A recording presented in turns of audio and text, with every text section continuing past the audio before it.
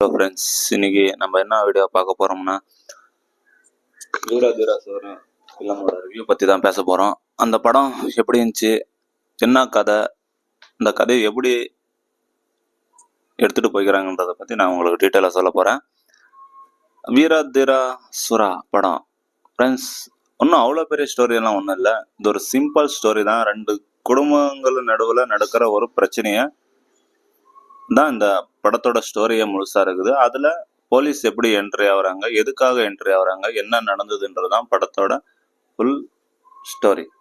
So வாங்க நம்ம இப்போ போய் பார்க்கலாம் படம் எப்படி இருந்துச்சுன்னு நான் உங்கள்கிட்ட சொல்கிறேன். ஃப்ரெண்ட்ஸ், என்னோட ஒப்பீனியன் என்னன்னா, இந்த படம் ஓகே தான், ஒரு தடவை நம்ம பார்க்கலாம், வாட்சபிள் மூவி தான். பட் அவ்வளோ சொல்கிற அளவுக்கெல்லாம் ஒன்றும் இல்லை.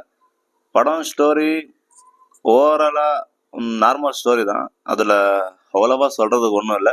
பட்